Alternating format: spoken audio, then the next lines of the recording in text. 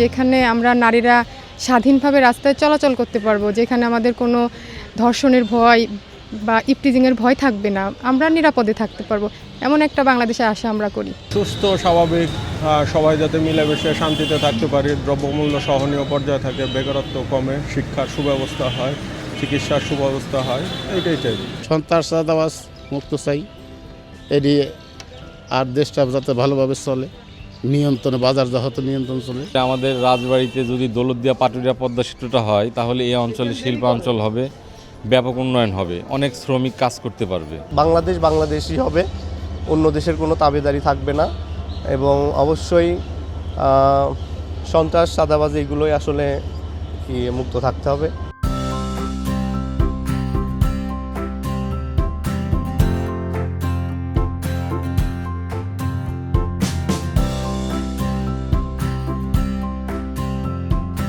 আমরা চাই রাজবাড়ী জেলায় একটা পাবলিক বিশ্ববিদ্যালয় হোক। আমাদের রাজবাড়িতে একটা মেডিকেল কলেজ হাসপাতাল আমরা চাই, এটা আমাদের রাজবাড়ির পক্ষ থেকে দাবি। কৃষকদের মর্যাদা হোক, ব্যবসা বাণিজ্যের উন্নয়ন হোক, এটাই আমি চাই। এমন সরকার আসবে যে যাতে সব জিনিসের দাম একটু কম হয়, এর মধ্যে একটু শান্তিভাবে চলা যায়।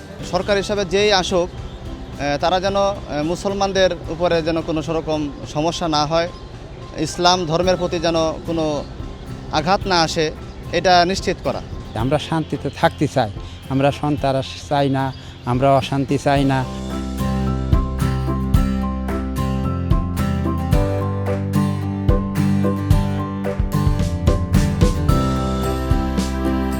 সেই বাংলাদেশ চাই যে বাংলাদেশে মানুষের জানমাল নিরাপদ থাকবে, মানুষের ভোটার অধিকার প্রয়োগ করতে পারবে, গণতন্ত্র থাকবে এবং যার যার ধর্ম সে পালন করতে পারবে। এখানে বাধা বিপত্তি আসবে না, কোনো সন্ত্রাস চাঁদাবাজি টেন্ডারবাজি থাকবে না। যে দেশে ঈমান আকিদা নিয়ে সাধারণ ধর্মপ্রাণ মুসলমান তাদের সমস্ত আচার অনুষ্ঠানগুলো পালন করতে পারে, এমন একটি বাংলাদেশ আমরা দেখতে চাই। নতুন বাংলাদেশে যে সরকারি ক্ষমতা আসুক না কেন, আমরা চাইব নতুন জনপ্রতিনিধি এখানে রাজবাড়ী জেলার শিল্পকল কারখানা স্থাপনের ক্ষেত্রে বিভিন্ন ভূমিকা রাখবেন, এতে করে এই জেলার বেকারত্বের হার অনেকটা হ্রাস পাবে বলে আমি আশা করি। আগামীতে আমরা এমন একটা বাংলাদেশ চাই যে কৃষকের উৎপাদিত ফসলের ন্যায্য মূল্য পাবে এবং সুদমুকুব লোন পাবে, কৃষক তার সর্বোচ্চ সহযোগিতা পাবে।